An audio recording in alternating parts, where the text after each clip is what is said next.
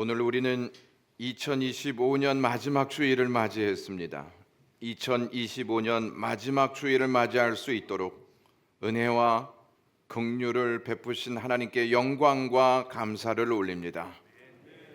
여러분은 2025년 한 해 동안 어떠한 길을 걸으셨습니까? 어떠한 길을 걸었느냐는 어떻게 살았느냐로 귀결될 수 있습니다. 길은 삶의 방향을 제시하고 삶은 길이 제시한 방향으로 갑니다. 그러므로 길은 우리의 운명을 좌우한다고 해도 틀리지 않습니다. 따라서 우리의 삶의 길은 무엇보다 중요합니다. 2025년도를 마무리하고 새해인 2026년도를 맞이해야 하는 저와 여러분은 2026년도에는 어떠한 길을 가야 하는지 고민해야 합니다. 길은 다양할지 몰라도 두 종류로 나누게 되어 있습니다. 가야 하는 길과 가지 말아야 하는 길입니다. 가지 말아야 할 길은 그 끝에 하나님의 형벌이 기다리고 있는 길이고, 가야 할 길은 그 끝에 영원한 생명이 기다리고 있는 길입니다. 가지 말아야 할 길은 사람들이 낸 길이고, 가야 할 길은 하나님이 내신 길입니다. 이것을 성경을 통해 확인해 보겠습니다. 하나님께서 아담과 하와를 만드시고 지상의 낙원이라고 불리는 에덴 동산에서 살게 하셨습니다. 하나님은 그들에게 한 가지만 하지 말라고 당부하셨습니다. 동산 중앙에 있는 선악을 알게 하는 나무의 열매를 먹지 말라는 것이었습니다. 사람은 참으로 이상합니다. 하지 말라는 것에 관심이 없어야 하는데 더 많은 관심을 갖는다는 것입니다. 그들은 어느 날 동산 중앙으로 가 선악을 알게 하는 나무 아래에 있게 됩니다. 그때 뱀이 선악과를 따먹으면 하나님같이 된다 하는 유혹의 말을 던지자 아담과 하와가 그 말을 듣고 선악과를 냉큼 따먹습니다. 그 순간 그들은 수치심과 두려움에 사로잡혀 나무 사이로 숨습니다. 하나님께서 우리에게 말씀하시는 이유가 있습니다. 하나님이 우리에게 길을 내시고 하나님께서 우리에게 방향을 제시하기 위해서 말씀하시는 것입니다. 그러나 죄는 우리가 가야 할 방향을 가지 못하도록 어둡게 합니다. 아담과 하와가 나무 사이에 숨었다는 것은 어디로 가야 할지 몰라 길을 잃은 상태라 하는 사실을 알려주는 대목입니다. 하나님께서 나무 사이에 숨은 그들에게 찾아가셔서 선악과를 따먹은 이유를 물으십니다. 그의 아담은 하나님이 주신 여자 때문입니다 라고 말하고, 하와는 하나님이 만드신 뱀 때문입니다 라고 말하면서 그 책임을 하나님과 하와 그리고 뱀에게 넘깁니다. 이 순간 서로에 대한 마음을 가지고 있었던 그들에게 책임이 서로 전가되어지는 것을 보면서 하나님과 그들과의 관계, 부부와의 관계, 짐승 즉 자연과의 관계가 다 깨져버립니다. 죄는 모든 관계를 깨뜨리는 데 일조합니다. 관계가 깨지는 것은 화평이 깨졌다는 뜻입니다. 그래서 이 땅에 죽음과 싸움 그리고 저주가 판을 치게 된다는 것입니다. 화평은 자기 위치와 역할을 망각하고 하나님의 자리에 앉으려 할 때 깨집니다. 하나님의 말씀을 거부하고 뱀의 말에 순종한 아담과 하와는 결국 에덴 동산에서 쫓겨납니다. 에덴 동산에서 쫓겨난 그들은 어디로 가야 할지 몰라 한 곳에 정착하여 살게 됩니다. 그러던 어느 날 그들은 하늘이 무너지는 듯한 충격적인 소식을 접합니다. 장남인 가인이 동생 아벨을 돌로 쳐 죽인 사건입니다. 가인이 아벨을 쳐 죽인 것은 아벨 때문에 하나님께서 자신의 제사를 받지 않았다고 생각해 그 책임을 아벨에게 돌렸기 때문입니다. 화평해야 할 형제, 화평해야 할 가정이 하루아침에 슬픔과 죽음으로 깨지고 말았습니다. 가인의 제사를 받지 않았다면 가인이 하나님 왜 저의 제사는 받지 않으셨습니까? 라고 물어야 하지 않겠습니까?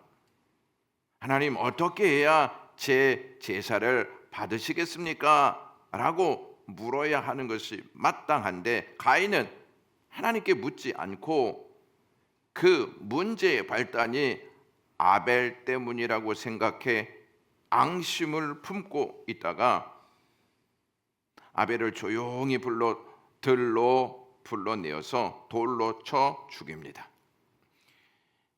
이 사건도 에덴 동산에서 선악과를 따먹은 후 같은 흐름을 보이고 있다는 것입니다. 아담이 선악과를 따먹은 책임을 하나님과 하와에게 돌린 것처럼 가인도 하나님께 제사를 드렸는데 하나님께서 받지 않으셨다 하는 사실을 놓고 그 책임을 하나님과 아벨에게 돌리고 있다는 것입니다. 그리고 자신이 심판자의 자리에 앉고 아벨을 돌로 쳐 죽이는 심판자가 됩니다. 심판하시는 분은 하나님이시고 심판의 대상은 자신인데 오히려 자신이 하나님의 자리에 앉아 아벨을 심판하였습니다. 인간은 그 누구도 심판자가 될 수 없습니다. 어느 공동체나 심판자가 많은 곳에는 반드시 평화가 깨집니다. 또한 선악과를 따먹은 아담과 하와가 에덴 동산에서 쫓겨났던 것처럼 아벨을 돌로 쳐 죽인 가인은 부모를 떠나 살 길을 찾아 나서게 됩니다. 그곳이 어디냐면 에덴 동산 동쪽인 놋 땅이었습니다. 왜 가인은 다른 곳이 아닌 에덴 동산 동쪽으로 가서 성을 쌓았던 것일까요? 도대체 에덴 동산 동쪽에 무엇이 있었길래 가인은 그곳으로 가서 성을 쌓았던 것일까요? 하나님께서 아담과 하와가 죄를 짓고 생명나무의 열매를 따먹고 영생할까 봐 에덴 동산에서 그들을 쫓아내십니다. 그리고 생명나무의 길을 지키시기 위해 천사들과 불칼을 두어 들어오지 못하게 하십니다. 창세기 3장 24절에 하나님이 그 사람을 쫓아내시고 에덴 동산 동쪽에 그룹들과 두루 도는 불칼을 두어 생명나무의 길을 지키게 하시니라 라고 되어 있습니다. 여기에서 생명나무가 있는 곳을 에덴 동산 동쪽이라고 말합니다.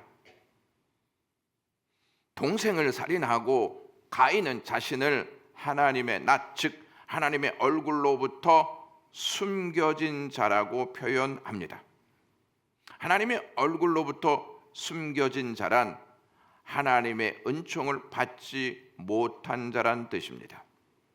하나님의 은총을 받지 못한 자보다 더 불행한 사람은 없습니다.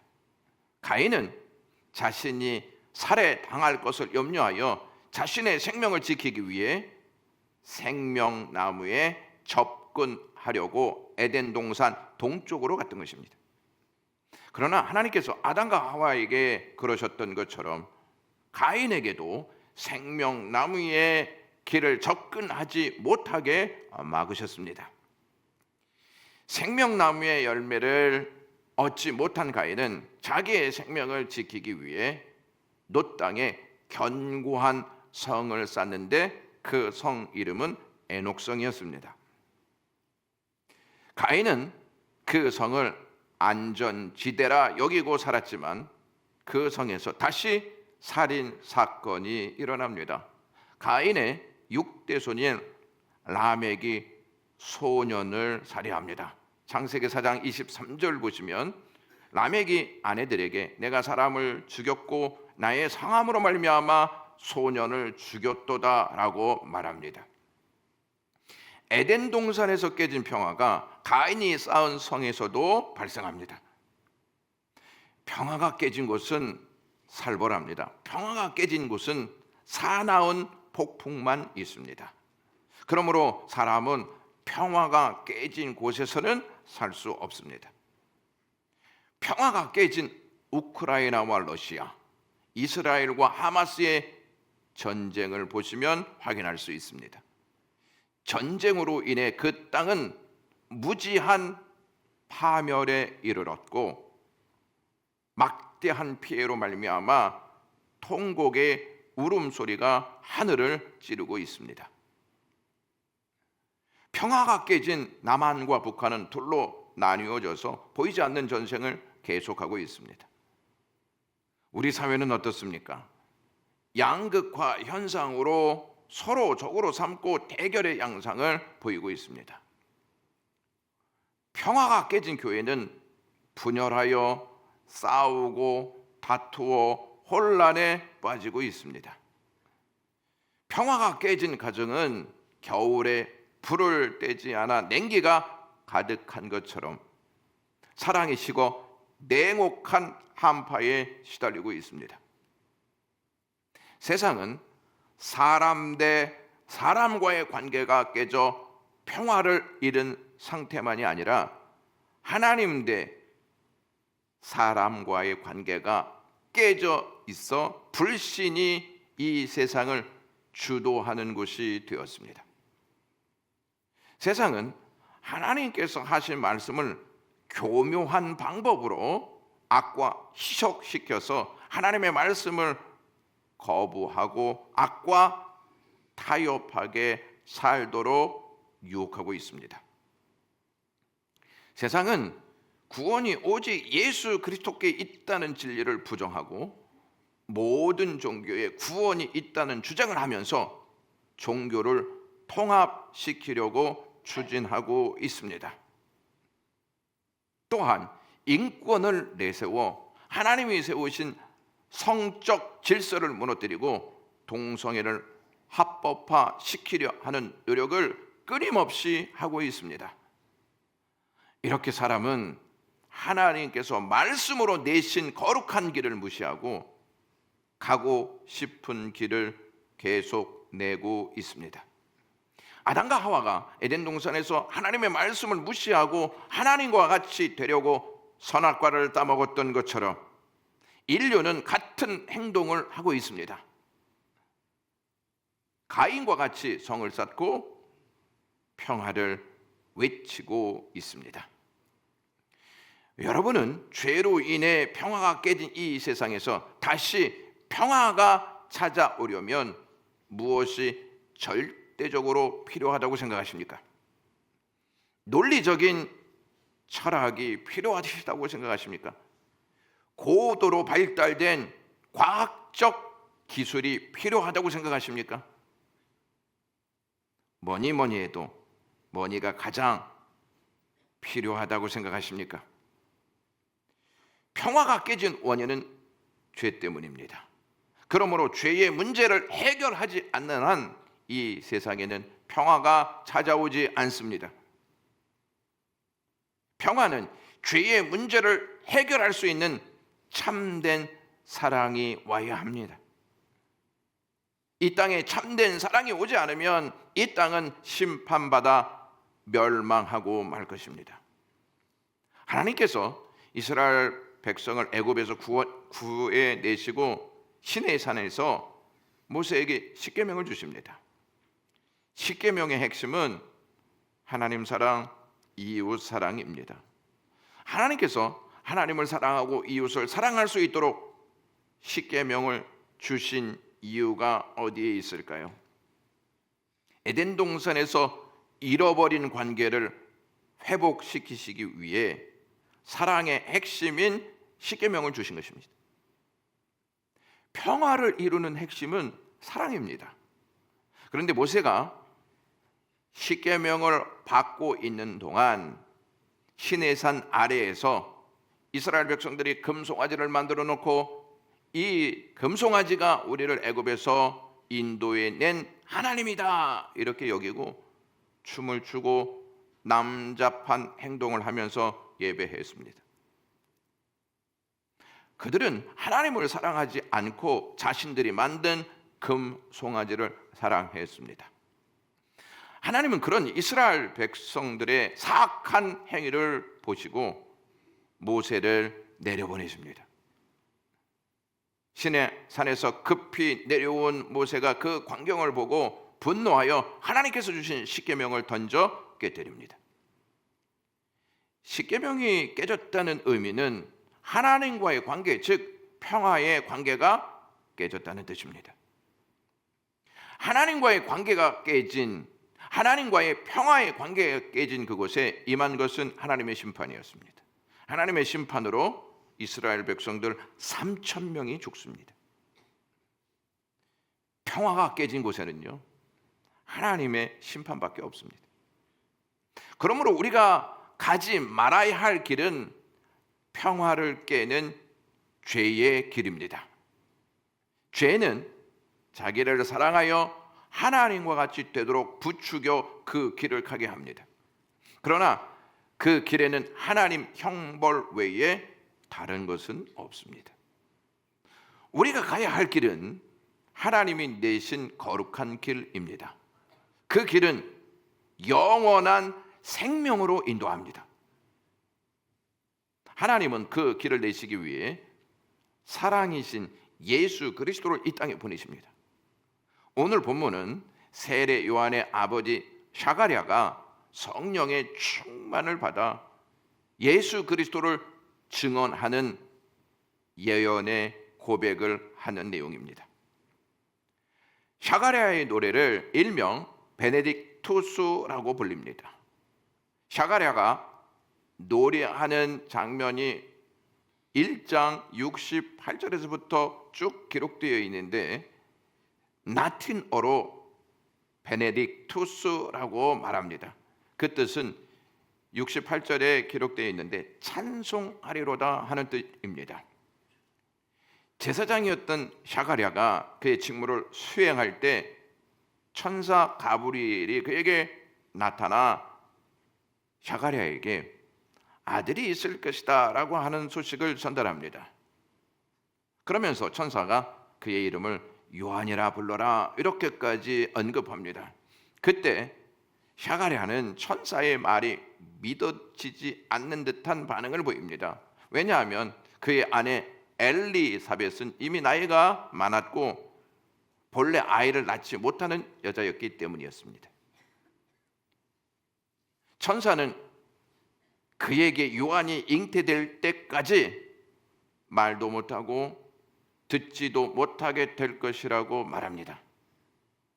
그래서 그의 아들 세례 요한이 태어날 때까지 샤가랴는 말을 하지 못하고 듣지도 못하는 상황에 놓입니다. 전사가 말한 대로 샤가랴의 아내 엘리사벳은 샤가랴의 아들 요한이 태어나는 것을 보게 됩니다. 엘리사벳이 잉태한 지 6달이 되었을 때 엘리사벳의 친족 마리아가 그를 찾아옵니다. 마리아가 엘리사벳과 3달 동안 함께 머물러 있다가 자기 집으로 돌아갑니다. 요한이 낳은 지 8일이 되었을 때 그 아이에게 할례를 행하기 위해서 이웃과 친척들이 한 자리에 모이게 됩니다. 그때 샤가랴의 입에서 하나님을 찬송하는 노래가 터져 나옵니다. 그것이 오늘 본문의 내용입니다. 여러분 혹시 지난주에 제가 무슨 제목으로 설교했는지 기억이 나십니까? 그럴 줄 알았습니다. 사랑이 성령으로 잉태되시다라는 제목입니다. 예수님께서 성령으로 잉태되시기 전에 샤가랴와 엘리사벳의 뱃속에 있었던 세례 요한이 어떤 반응을 보였는지 아십니까? 누가복음 1장 15절의 말씀을 보면 세례 요한은 모태로부터 성령의 충만을 받았다고 기록하고 있습니다. 또한 누가복음 1장 41절을 보면 세례 요한의 어머니 엘리사벳도 성령으로 충만했다고 언급합니다. 아울러 오늘 본문에 보시면 세례 요한의 부친인 샤가랴도 성령의 충만함을 받았다라고 하는 내용이 나옵니다.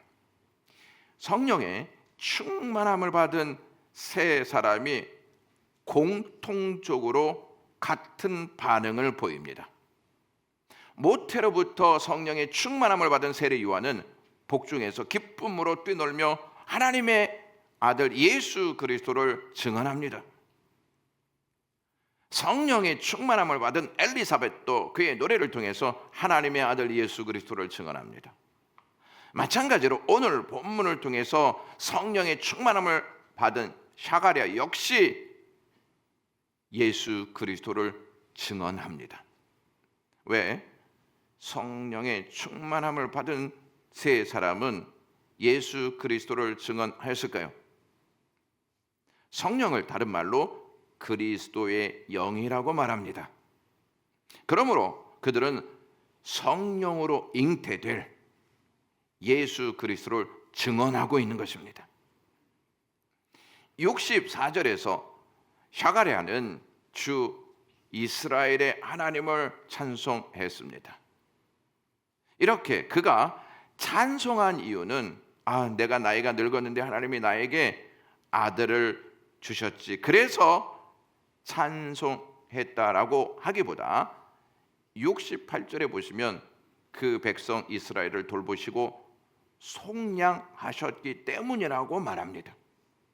이스라엘을 속량하셨기 때문에 내가 하나님을 찬양합니다, 이러한 내용입니다. 여러분, 속량이라고 하는 말의 의미를 이해하십니까? 뉴욕의 브루클린에 플리마우스라고 하는 교회가 있습니다. 이 교회에서 1928년에 어떤 할머니가 예배가 끝날 즈음에 목사님께 손을 들고, 목사님, 제가 간증을 하면 안 되겠습니까? 이렇게 간절히 부탁을 했습니다. 목사님이 허락하여 할머니가 나와서 조심스럽게 간증을 시작했습니다. 지금 제가 이야기하는 것은 68년 전의 이야기입니다. 1860년 9월 19일에 그날은 주일이었었는데 이 교회당 바로 앞마당에서 노예 시장이 열렸습니다. 저는 노예로 팔려가는 시간에 있었습니다. 이제 경매를 부르고 있었습니다. 아버지가 딴 곳으로 노예로 팔려가는 모습을 보면서 나는 눈물을 흘리고 있었습니다. 나는 지금 어디로, 어떠한 집으로 팔려가게 되나, 내 운명은 어떻게 되나 초조하여 벌벌 떨고 있을 때 방금 예배를 마치고 이 교회에서 나오는 목사님이 나를 붙들고 800불을 주고 나를 사서 그 시간에 나를 자유하게 해 주었습니다 라고 이야기했습니다. 그리고 듣자 하니 그날 목사님이 교인들 앞에서 우리가 어찌할 수가 없지만은 우리가 오늘 헌금을 해서 노예 한 사람이라도 자유를 줍시다. 그렇게 해서 헌금한 돈을 가지고 이 할머니를 샀다는 것입니다. 할머니는 그 값으로 자유를 얻게 되었습니다. 그리고 또 이어갑니다. 저는 그런 거로 이 교회를 떠날 수가 없었습니다. 68년 동안 이 교회에 출석하며 이 교회를 위해 기도하며 이렇게 한평생을 살았는데 이제 제가 나이가 많아서 죽을 때가 가까웠기에 이 말을 꼭 하고 가야 하고 싶어서 이 말씀을 드립니다 라고 했습니다. 이것이 속량의 의미입니다. 값을 지불하지 않고서는 속량의 은혜를 알 수가 없고 속량의 은혜를 입을 수가 없습니다. 속량의 은혜를 입지 못하면 자유를 얻을 수가 없습니다. 저와 여러분은 죄로 말미암아 하나님과의 관계가 파괴되어 죄의 노예가 되어 살고 있었습니다. 그러한 우리를 속량하시기 위해 예수 그리스도께서 우리에게 찾아오신 것입니다. 노예인 할머니에게 자유를 주기 위해 600불이 지불되었지만 죄인인 저와 여러분을 속량하기 위해 예수 그리스도는 우리에게 전부를 주셨습니다. 어떻게 죄인인 우리에게 이러한 은혜를 줄 수 있습니까?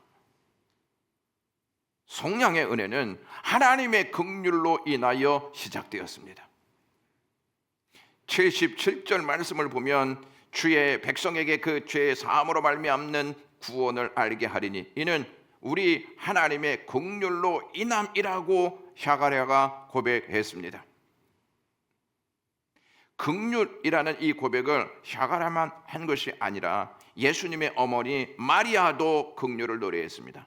1장 50절에 긍휼하심이 두려워하는 자에게 대대로 이르는도다. 54절에 그종 이스라엘을 도우사 긍휼히 여기시고 기억하시되 라고 고백했습니다. 긍휼이라는 말은요, 헬라어로 스프랑크논이라고 하는 단어인데 애간장이 녹는다라고 하는 의미입니다. 사랑하는 사람의 불행과 고난을 보면서 진심으로 아파하는 마음을 뜻합니다. 하나님께서 우리를 향하여 애타는 마음을 갖고 계십니다. 하나님은 아파하는 것으로 끝나지 아니하시고 인간의 몸을 입고 오셔서 우리를 위해 십자가에서 죄값을 지불하셨습니다. 영광의 가족 여러분, 우리가 하나님의 형벌로부터 속량받아 자유를 얻게 된 사실은 우리의 어떠한 공로 때문이 아닙니다. 우리의 어떠한 선한 행위가 있어서도 아닙니다. 또한 우리가 하나님을 지극히 사랑한 결과 때문도 아닙니다. 전적으로 하나님의 은혜 때문인 줄로 믿습니다. 긍휼 없는 죄는 긍휼 없는 형벌만 있습니다. 하나님의 긍휼을 아는 자들은요, 그 긍휼의 은혜를 가지고 고난을 이기며 삽니다. 독일의 아우슈비츠 수용소는 수많은 유대인들을 학살했습니다. 그 참혹한 수용소에서 유대인들은 눈물을 뿌리면서 하나님께 이렇게 외쳤습니다. 하나님, 지금 어디에 계십니까? 왜 이러한 일을 허용하셨습니까? 라고 말이죠. 이 피 맺힌 절규는 연합군이 독일을 물리쳐 수용소를 탈환할 때까지 계속되었습니다. 드디어 전쟁이 끝나 연합군이 탈환한 수용소를 점검하러 들어갔습니다. 점검하던 연합군 병사 중 한 명이 한 벽에 쓰여진 글을 발견하게 되었습니다. 어느 그리스도인이 신앙 고백으로 남긴 글인 듯 싶습니다. 이러한 내용이에요. 그 크신 하나님의 사랑 말로 다 형용 못하네. 하늘을 두리마리 삼고 바다를 먹물 삼아도 한없는 하나님의 사랑 다 기록할 수 없겠네 라고 하는 글이었습니다. 이 지옥 같은 수용소에서 죽음만 기다리고 있던 한 유대인이 하나님의 사랑을 찬양하고 있었던 것입니다. 그 연합군 병사는 놀라지 않을 수 없었습니다. 그런데 그 밑에 또 하나의 글이 새겨져 있었습니다. 하나님은 여기에 계십니다 라고 하는 글입니다. 하나님은 우리에게 멀리서 긍휼을 베푸시는 분이 아니십니다. 우리와 함께 하시면서 긍휼을 베푸시는 분인 줄로 믿습니다. 하나님의 긍휼은요, 어둠과 죽음의 그늘에 앉은 우리에게 은혜의 해를 비추셨습니다. 그리고 죄로 말미암아 평화를 잃어버리고 반목과 싸움 그리고 저주의 길로 가는 우리를 평강의 길로 인도해 주시기 위해서 예수 그리스도께서 이 땅에 오셨습니다. 이 땅에 오신 예수 그리스도는 이사야 4장 6절에서 말씀하였던 것처럼 평강의 왕이셨습니다. 평강의 왕으로 오신 예수 그리스도는 화평의 언약, 즉 평강의 언약을 이루시기 위해서 이 땅에 오셨습니다. 평강의 언약, 화평의 언약을 이루시기 위해서는 반드시 해야 하는 것이 있었습니다. 십자가에 달려 죄인들을 위해 죄값을 치르는 것입니다. 화평의 관계가 깨어졌을 때 그 대가로 아벨이 죽었습니다. 화평의 관계가 깨어졌을 때에 이스라엘 백성들 3,000명이 죽었습니다. 하나님께서 깨진 평화의 관계를 다시 회복하기 위해서는 육신을 입고 오신 예수 그리스도께서 십자가에서 심판받아 돌아가셔야만 했습니다. 아담의 후예들은 아담처럼 하나님과 같이 되어 가인과 같이 예수님을 심판하는 자리에 있었습니다. 평화를 갈망하던 자들이 평강의 왕으로 오신 예수 그리스도를 모욕하고 침을 뱉으며 악을 행했습니다. 사정없이 예수님의 얼굴을 가격하였고 예수님을 비난하였습니다.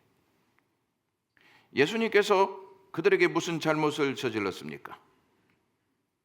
예수님은 그들을 먹이셨고 예수님은 그들을 치유하셨고 예수님은 그들에게 하나님의 나라를 전파하셨는데 그들은 하나같이 예수 그리스도를 조롱하여 버렸습니다. 이것이 평화를 추구하는 자들의 올바른 모습이겠습니까? 십자가에 달린 예수 그리스도를 보면서 이스라엘 백성과 로마 군인들이 하나같이 비웃으며 당신이 구원자라면 십자가에서 내려오라 이렇게 말합니다. 여러분은 억울함과 모함을 당하여 어려운 상황에 놓여 있을 때에 가만히 계실 자신이 있습니까? 저는 가만히 있을 자신이 없습니다. 우리는 억울한 상황을 못 견뎌야 합니다. 그런 우리와 달리 평화의 왕으로 오신 예수 그리스도께서는 십자가에서 비웃는 자들을 위해서 이렇게 기도하십니다. 아버지, 저들을 사하여 주옵소서. 자기들이 하는 것을 알지 못하니이다 라고 용서를 구합니다. 저는 이 대목을 볼 때마다 마음이 너무 무거웠습니다. 그냥 예수님이 통쾌하게 말씀 한마디를 하시면 좋을 텐데 그 말씀은 하시지 아니하시고 용서를 구하는 예수님의 기도가 잘 이해가 되지 않았습니다. 그리고 옆에 있던 강도가 예수여 당신의 나라에 임할 때 나를 기억하소서라고 고백하는 모습을 보면서 야, 이제 죽을 때가 됐으니 염치 없이 그런 기도를 하는구나 하는 생각을 했습니다. 강도의 요청에 예수님은 조금도 뜸들이지 아니하시고 43절에 내가 진실로 내게 이르노니 오늘 내가 나와 함께 낙원에 있으리라 라고 말씀하십니다. 누구는 평생 열심히 충성하다가 낙원에 이르는데 누구는 죽을 찌움에 한 번 간구하여 낙원에 이른다는 것이 받아들여지지 않았습니다. 그러다가 제 생각이 얼마나 잘못되었는지 알게 되었습니다. 예수님께서 이 땅에 평강의 길로 인도하시기 위해 오셨다는 말씀을 접하고 왜 예수님이 하나님께 조롱하고 비웃는 자들을 용서해 달라고 기도하셨는지 알았습니다. 왜 강도를 낙원으로 인도하셨는지 깨닫게 되었습니다. 이를 통해서 십자가에 달리신 예수 그리스도가 누구인지 알 수 있다는 것입니다. 나무 아래에서 죄를 짓고 나무 사이에 숨은 아담과 하와는 에덴 동산에서 쫓겨나 살았습니다. 가인은 생명나무가 있는 에덴 동산 동편에 살았습니다. 그러나 하나님께서 그 길을 막으신 고로 생명나무의 열매를 먹지 못했습니다. 우리는 에덴 동산에 있는 생명나무를 찾지 않아도 됩니다. 예수 그리스도께서 십자가에 죽으심으로, 나무에 달려 돌아가심으로 우리의 생명나무가 되셨기 때문입니다. 생명나무이신 예수 그리스도께서 살아나셔서 우리에게 영생이라는 열매를 주셨습니다. 화평을 위해 십자가에 달려 돌아가신 예수님은 3일 만에 부활하신 후에 자신을 버리고 도망한 제자들을 찾아가셨습니다. 그들을 찾아가신 예수님은 너희에게 평강이 있을지어다 이렇게 말씀하십니다. 너희에게 평강이 있을지어다 하신 이 말씀은 단지 인사 차원으로 하신 말씀이 아니라 그들과 화평의 관계를 이루었다는 뜻입니다. 누가복음은 오늘 1장에 평강으로 시작해서 마지막 장에 평강으로 끝을 맺습니다. 평강은 예수 그리스도의 십자가와 부활 없이 불가능합니다. 예수님께서 제자들에게 평강을 주시지 않았다면 그들은 영생의 길로 나갈 수 없습니다. 평강의 왕이신 예수님을 만난 제자들은 가고자 하는 길을 돌이켜 가야 할 길을 가게 되었습니다. 예수님이 십자가에 달려 돌아가셨다 하는 사실을 알고 예수님의 2명의 제자가 절망하여 엠마오로 내려가는 길을 갑니다. 그때 예수님이 그들을 만나시게 됩니다. 예수님은 그들에게 내가 부활했지, 내가 십자가에서 죽었는데 부활했다 하는 사실을 알려주십니다. 부활하신 예수님을 만난 제자들은 가고자 하는 엠마오의 길을 돌이켜 가야 할 길 예루살렘으로 올라갑니다. 그리고 그곳에서 제자들에게 우리가 예수님을 만났습니다, 부활하신 예수님을 만났습니다 라고 부활의 소식을 전합니다. 예수님은 그들에게 평강의 길로 인도하셨던 것입니다. 평강은 예수 그리스도의 십자가와 부활의 열매입니다. 죄로 말미암아 평화의 관계가 깨져 생명나무 길이 막혔지만 예수 그리스도의 십자가와 부활로 평화의 관계가 회복되어 영생의 길이 열렸습니다. 그러므로 예수 그리스도 외에 그 어떠한 길도 생명을 줄 수 없습니다. 기도하겠습니다. 하나님, 우리에게 이 말씀 주셔서 감사합니다. 예수 그리스도를 따르는 믿음의 백성들 되게 하시옵소서. 예수님의 이름으로 기도드리옵나이다. 아멘.